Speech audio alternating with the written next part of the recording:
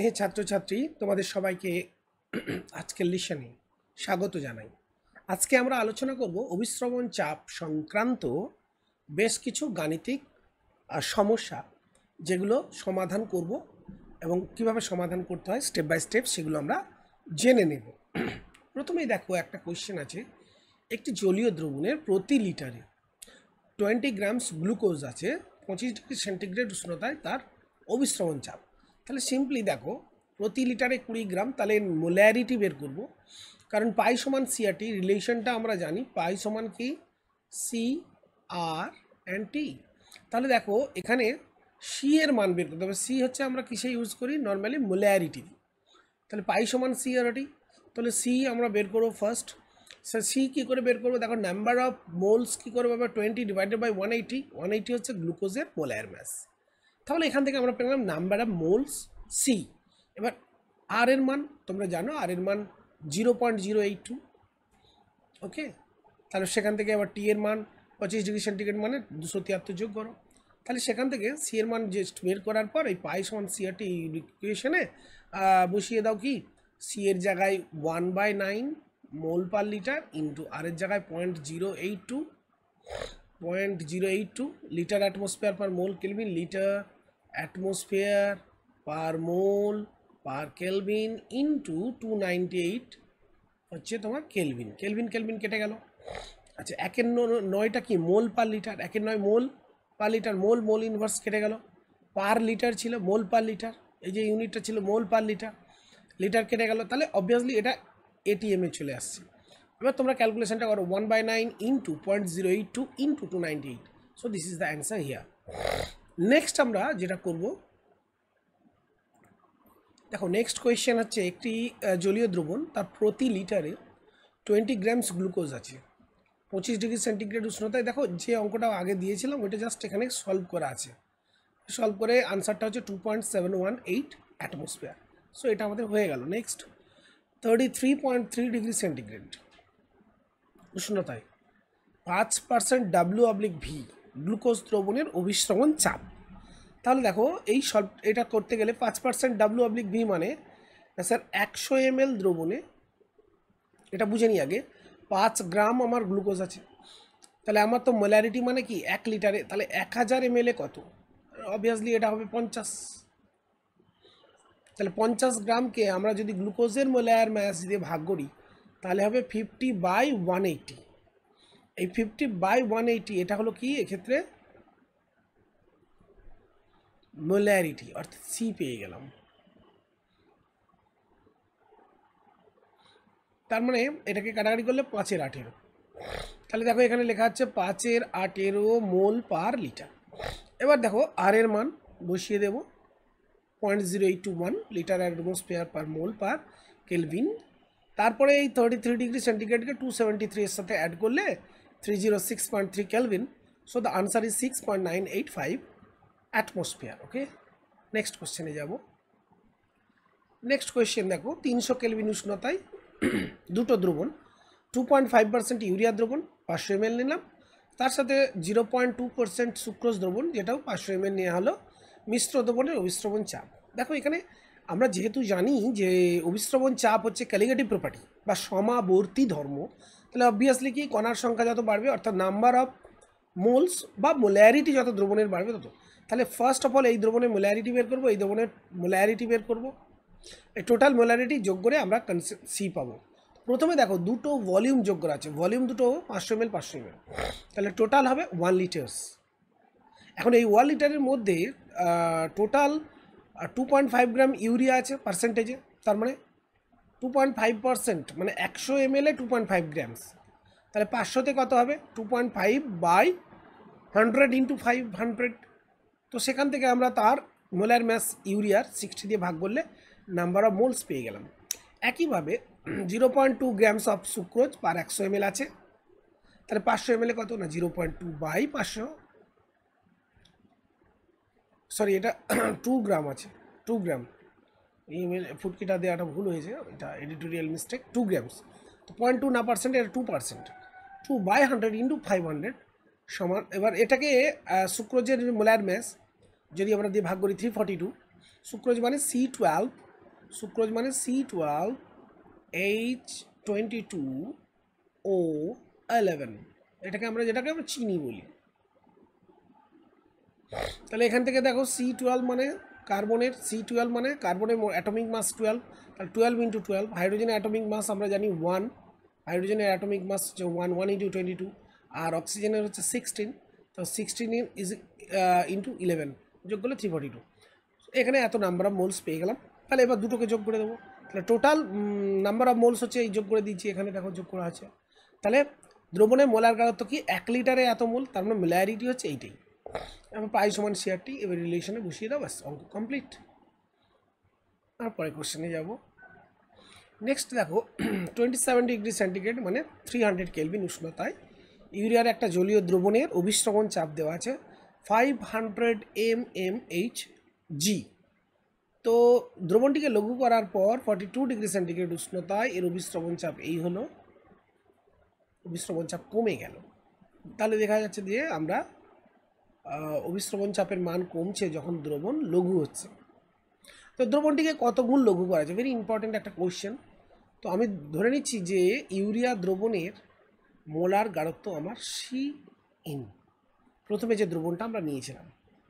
তাহলে 300 kelvin উষ্ণতায় 500 mmHg যদি পাই হয়, তাহলে পাই সমান CRT। তো এখান থেকে আমরা আর এর মান বসিয়ে দিচ্ছি, আর এর মান বসিয়ে দিলে, আর এর মান না বসালেও চলবে, আমরা জাস্ট একটা ইকুয়েশন তৈরি করছি 500 ইজিক্যাল টু CRT।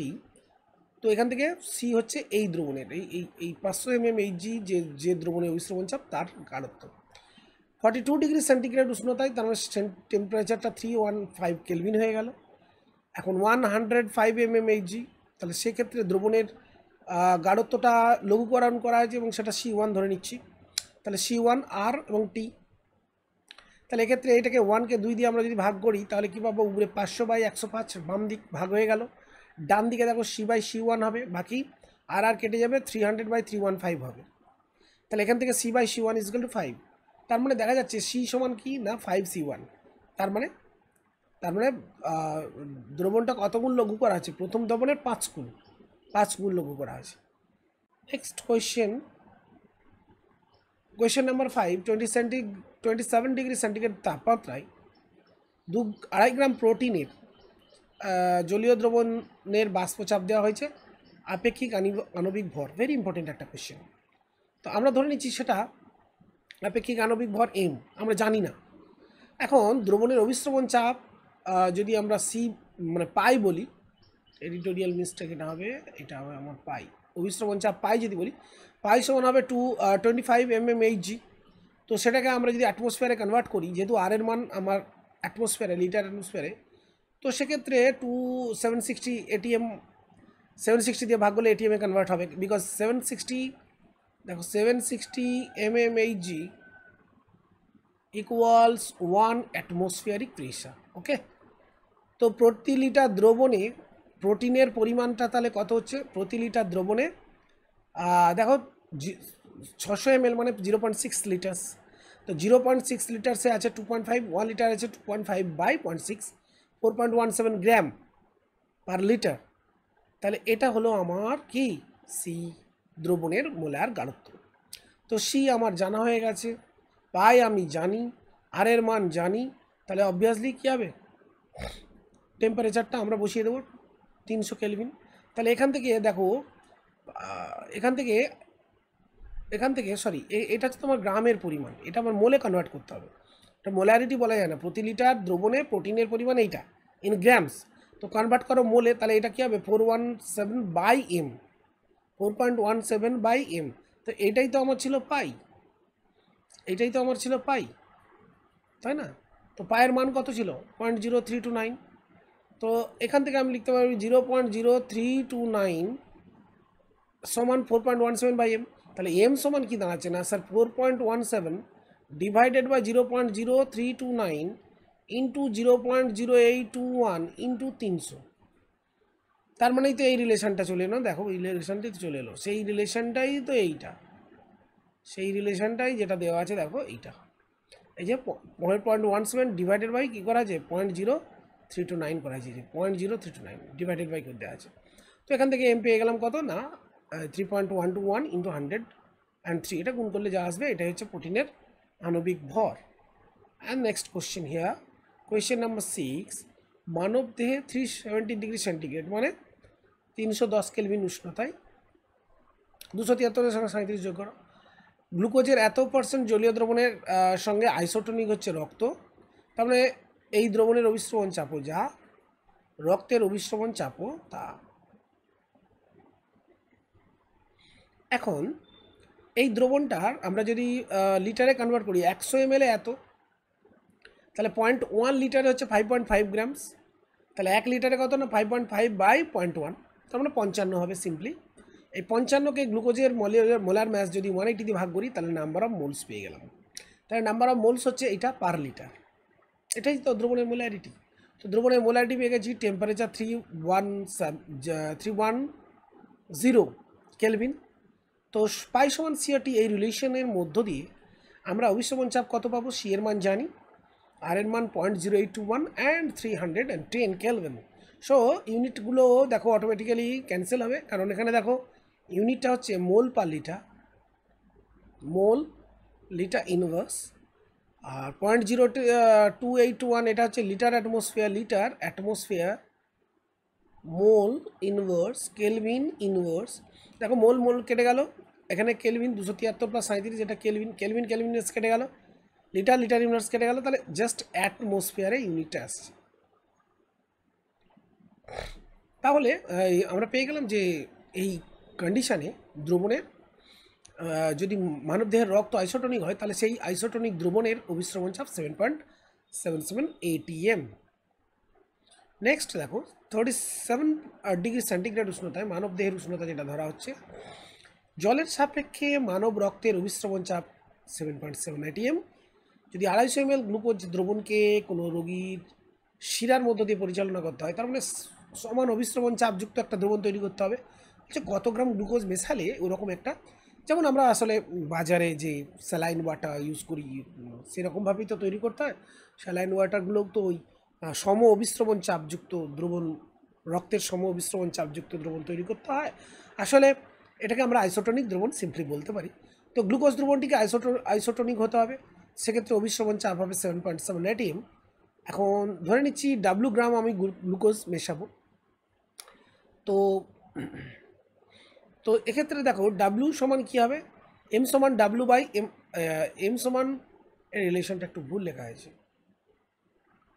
তো দেখো রিলেশনটা হচ্ছে পাই সমান সিআরটি, সি এর জায়গায় আমরা লিখতে পারি ডাব্লিউ বাই এম, যেখানে ডাব্লু হচ্ছে আমরা ধরে নিচ্ছি যে যতটা আমার গ্লুকোজ মেশানো হয়েছে এই 250 ml দ্রবণে।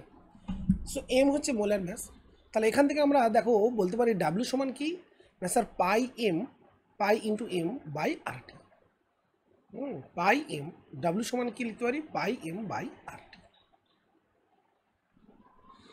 তাহলে সেক্ষেত্রে আমরা পেয়ে গেলাম দেখো এটা তো সি এর জায়গায়, তাহলে নিচে তোমার হচ্ছে এমটা পায়ের সঙ্গে গুণ হলে পাই এম, আর এই আরটিটা এদিক চলে এলে ডিভাইডেড বাই হয়ে গেল, তাহলে পাই এম বাই আরটি।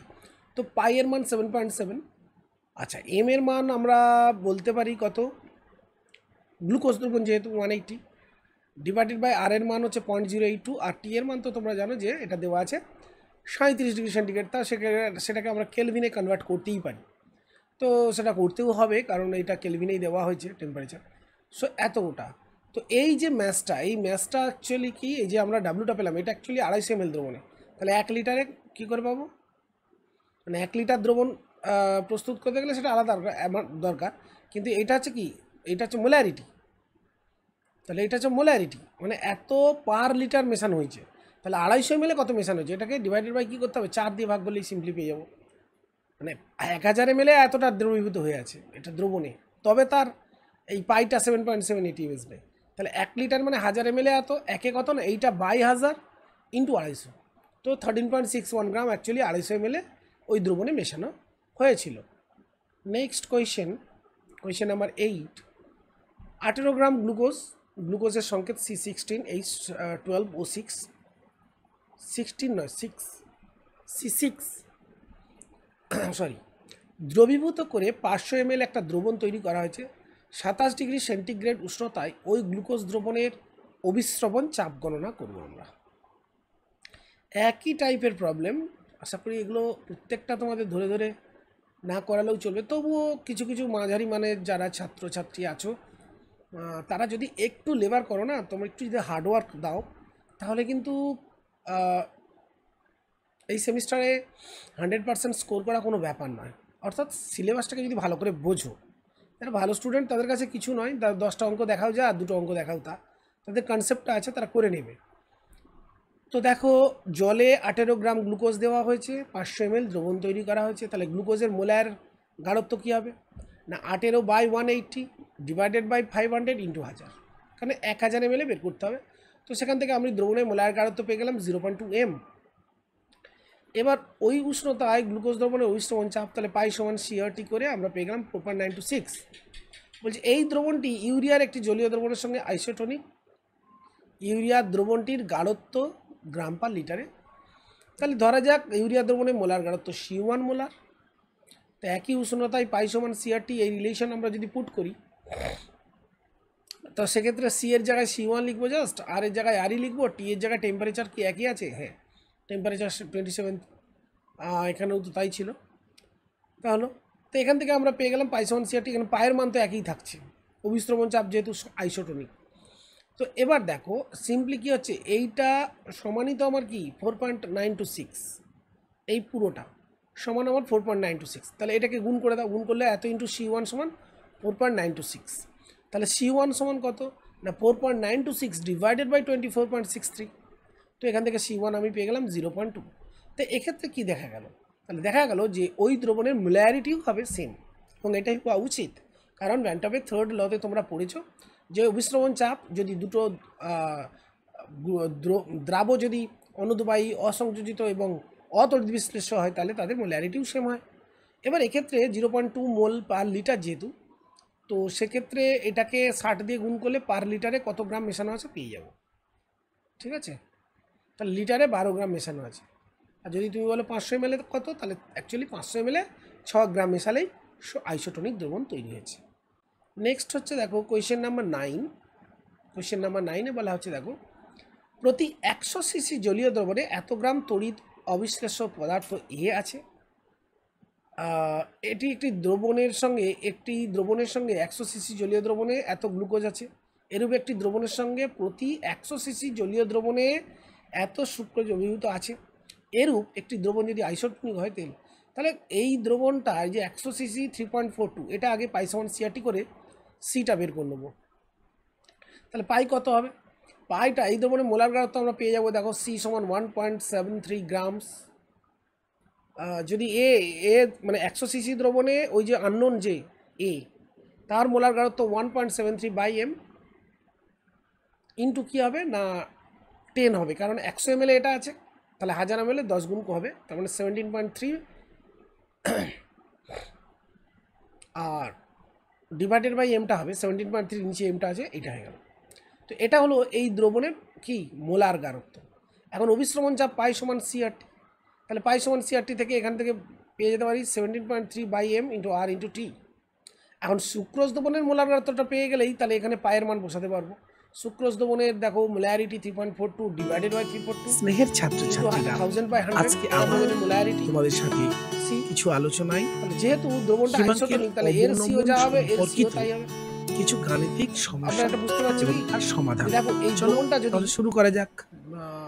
আইসোটনিক হয়, তাহলে এর মোলারিটিও যা এর মোলারিটিও তা, তার মানে আমরা বলতে পারি 17.3/m সমান, এই দেখো এই টার্মটা অটোমেটিক্যালি কেটে যাচ্ছে, দেখো ঠিক কেটে যাচ্ছে। অবভিয়াসলি এটা কি এর মোলারিটি যা হবে এই দ্রবণের মোলারিটি মানে 0.1 সঙ্গে সমান হলো, তাই হলো। তাহলে এখান থেকে m সমান কত পেয়ে গেল 173। So this is the solution for question number 9। তো কিছু গাণিতিক অনুশীলন আমাদের বইয়ে যেগুলো কোয়েশ্চেন দেওয়া আছে, এগুলোকে একটু সলভ করার চেষ্টা করি। দেখো কোয়েশ্চেন 1, 40 ডিগ্রি সেন্টিগ্রেড উষ্ণতা, মানব রক্তের অভিস্রবণ চাপ দেওয়া আছে 7.78 m, এর কাছাকাছি হয় ভ্যালুটা, অঙ্কে যেরকম দেওয়া আছে সেটা আমরা মনে রাখবো। তো রক্তের বিভিন্ন উপাদানগুলির মোট গাঢ়ত্ব কত হবে যদি মোলারিটি সমান মোলালিটি ধরে নেওয়া হয়, তবে মানব রক্তের হিমাঙ্ক কত হবে? জলের KF, ভেরি ইন্টারেস্টিং একটা কোশ্চেন, জেনে যাবে তোমরা ব্লাডের হিমাঙ্ক কত হতে পারে। জলের KF ভ্যালু দেওয়া আছে। এখন দেখো খুব সিম্পল, মোলার গাঢ়ত্বটা কি না স্যার, পাই সমান CRT রিলেশন থেকে পাই বাই RT। তো পাইয়ের ভ্যালু আমার তো 7.78 m দেওয়া আছে, আর এর মান 0.082, আর টেম্পারেচার হচ্ছে 40 degree centigrade. Normally 37 degree centigrade হচ্ছে human normal temperature of the body. তো এটা কাছাকাছি 40 ডিগ্রি সেন্টিগ্রেড দিয়ে অঙ্কটা শেখানো হচ্ছে। তো কত হচ্ছে 0.3 মোলার। এখন বলে নেওয়া হচ্ছে যে এই মোলার দ্রবণ আর মোলাল দ্রবণ যদি প্রায় সিমিলার ধরে নেওয়া হয়, তাহলে ওই ডেল্টা TF সমান KFM, সেক্ষেত্রে এম ভ্যালুটা আমার দিকে বলছে 0.3 ধরে নাও। তাহলে ডেল্টা TF সমান KF ইন্টু এম, তাহলে সেক্ষেত্রে 1.86 হচ্ছে KF ভ্যালু, আর এম এর ভ্যালু বসিয়ে দিলাম, তাহলে আমার হলো 0.56 কেলভিন। তো মানব রক্তের হিমাঙ্ক বিশুদ্ধ জল দিয়েই তো তৈরি, বিশুদ্ধ জল দিয়েই তো মানব রক্ত তৈরি, তাহলে জলের যদি হয় 0 ডিগ্রি সেন্টিগ্রেড, তার থেকে হিমাঙ্ক অবনমন হবে কতটা, মানে 0.56 কেলভিন, মানে 0.56 ডিগ্রি সেন্টিগ্রেড কী হবে, হিমাঙ্ক ডিপ্রেশন হবে, মানে কমে যাবে। তাহলে এখান থেকে কত হচ্ছে -0.56। তার মানে দেখো মানে -1-এ গেলেই অ্যাকচুয়ালি মানব রক্ত জমে যাবে। আমাদের টেম্পারেচারটা যদি -1-এ চলে যায় আমাদের হিউম্যান ব্লাডের, তাহলে কী হবে, জমে যাবে। তাহলে আমাদের বডিকে ওয়ার্ম রাখার জন্যে ইন্টারনালি কী হবে, সবসময় হিট প্রডিউস হবে, যাতে করে বডি ওয়ার্ম থাকে এবং greater than 0 degree centigrade maintain করে মিনিমাম। এমনি টেম্পারেচার যত লো হবে তত কী হবে, ব্লাড সার্কুলেশনের যে ফ্লো সেটা কমতে থাকবে। তোমরা জানো যে সান্দ্রতা, ভিসকোসিটি একটা গ্রেট ফ্যাক্টর যেটা টেম্পারেচারের উপর ডিপেন্ড করে। কাজেই টেম্পারেচার যত ড্রপ ডাউন হবে তো ভিসকোসিটি বাড়বে, ফলে কী হবে, হ্যাঁ ওই রক্তের চলাচলের পথে একটা বাধা তৈরি হবে।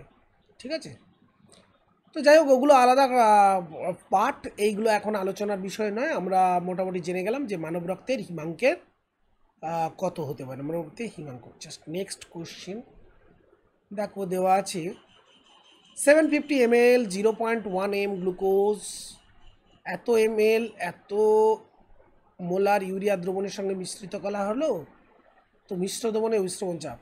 তো দেখো প্রথমেই দুটো ভলিউমকে যোগ করে নাও, টোটাল হচ্ছে 1 লিটার দ্রবণ মনে রাখলাম। আচ্ছা, প্রথমে গ্লুকোজ দ্রবণের মোলারিটি কত না, যেহেতু 0.1 মোল আছে কি, তার মানে মোল এত মোল পার লিটার, তাহলে 750 ml মানে কি 0.75 L, তাহলে 1 লিটারে থাকে 0.1 মোল, তাহলে 0.75-এ কত হবে না 0.1 ইন্টু 0.75 L, তার মানে এত মোল অ্যাকচুয়ালি ওই দ্রবণে গোলানো হলো। তাহলে ইউরিয়ার মোল সংখ্যা একইভাবে আমরা যদি বের করি, দেখো 250 ml এত মোলার, তার মানে কি স্যার 1 লিটার মানে 1000 ml দ্রবণে 0.2, তাহলে 250 ml কত না 0.2 বাই 0.25 L বললেও হবে, তাই না। 1 লিটার মানে এটাকে লিটারে কনভার্ট করলে 0.25 লিটার, তাহলে 1 লিটারে কত আছে না 0.2 বাই 0.25। তো এর নাম্বার অফ মোলস পেয়ে গেলাম, টোটাল মোলস। আচ্ছা, মিশ্র দ্রবণের মোট আয়তন হচ্ছে 1 লিটার, তাহলে মোলারিটি কত, এইটা ডিভাইডেড বাই 1, তার মানে 0.125 মোল পার লিটার। তো এখান থেকে সি পেয়ে গেছি, আর জানি, আর টেম্পারেচার তো বলে দিয়েছে 27, তার মানে 300K। তাহলে এখান থেকে অভিস্রবণ চাপ আমরা পেয়ে গেলাম, গুণ করলে 3 ATM। Next, intravenous therapy. অনেক সময় গ্লুকোজকে মানব শরীরে প্রবেশ করানো হয়, তো সেক্ষেত্রে আইসোটোনিক দ্রবণ ইউজ করতে হবে কার, মানব রক্তের সঙ্গে। তাহলে মানবদেহের উষ্ণতায়, মানবদেহের একই উষ্ণতায় অভিস্রবণ চাপ কত, রক্তে বিভিন্ন উপাদানগুলির মোট গাঢ়ত্ব কত। আচ্ছা, এখানে একটা ডেটা মনে হচ্ছে মিস্টেক আছে, একটু চেক করব। তো দেখো এখানে বলেছে মানব দেহের উষ্ণতায়, মানে 37 ডিগ্রি সেন্টিগ্রেড কাছাকাছি ধরে নেওয়া হয় মানব দেহের উষ্ণতা। তো ওই উষ্ণতায় দ্রবণটির অভিস্রবণ চাপ, এবং ইন্ট্রাভেনাস থেরাপিতে 5% WW এর অর্থ হচ্ছে কি না 100 গ্রাম দ্রবণে 5 গ্রাম। তাহলে এটাকে যদি ঘনত্ব, দ্রবণের ঘনত্ব দেওয়া আছে 1 গ্রাম পার ml, তার মানে কি 1 গ্রাম দ্রবণ মানে 100 ml বলতে পারি, তার মানে 100 ml আছে 5 গ্রাম, তাহলে 1000-এ আছে কত 50 গ্রাম, তাহলে 50-কে 180 দিয়ে ভাগ করলে নাম্বার অফ মোলস পেয়ে গেলাম। তাহলে দ্রবণের মোলারিটি হচ্ছে 2.7778 রাইট, 0.28। তাহলে দ্রবণে উপাদানগুলির মোট গাঢ়ত্ব আমরা এটা বলতে পারি 0.28 মোলস পার লিটার। এবার পাই সমান সিআরটি রিলেশন ইউজ করে আমরা পেয়ে যাচ্ছি কি 7.12 ATM। তার মানে এই দ্রবণ এর অভিস্রবণ চাপ যদি মানবদেহের রক্তের সমান অভিস্রবণ চাপ হয় তবেই না এটাকে ইন্ট্রাভেনাস থেরাপিতে ইউজ করা হবে। তো তাহলে সেক্ষেত্রে ওই দ্রবণের 7.12 যদি অভিস্রবণ চাপ হয় তাহলে মানবদেহের ওই উষ্ণতায় দ্রবণটির অভিস্রবণ চাপ 7.12 ATM, মানে রক্তেরও অভিস্রবণ চাপ ওটাই। Question number 4, here it is 20 degree centigrade উষ্ণতা ইউরিয়ার একটি জলীয় দ্রবণ, অভিস্রবণ চাপ পাই দেওয়া আছে, দ্রবণটি লঘু করে উষ্ণতা বাড়িয়ে টেম্পারেচার চেঞ্জ করা হলো 30 ডিগ্রি সেন্টিগ্রেডে। অভিস্রবণ চাপ যদি 0.498 ATM এখন হয়, তো এরকম একই অঙ্ক আমরা আগে উদাহরণে করেছি।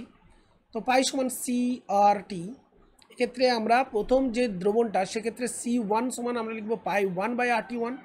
পাই 1 ভ্যালু দেওয়া আছে 1.9, আর ভ্যালু সেম হবে, RT1 টেম্পারেচার 293 কেলভিন, 20 ডিগ্রি সেন্টিগ্রেডের সঙ্গে যোগ করলাম। একইভাবে লঘু করার পর পাই 2 সমান C2RT, তার মানে C2 সমান পাই 2/RT2। এখান থেকে ডেটাগুলো বসালাম, 0.498 হচ্ছে পাই ভ্যালু, আর এর ভ্যালু হচ্ছে দেওয়া আছে, আর টি এর টেম্পারেচার তো 30 ডিগ্রি সেন্টিগ্রেড মানে 303 কেলভিন। সো এখান থেকে দেখো left hand by right hand যদি ভাগ করি তাহলে পাচ্ছি দেখো C1/C2 সমান অ্যাপ্রক্সিমেটলি 4। তাহলে দ্রবণটি লঘুকরণ করা হয়েছে 4 গুণ। Next question,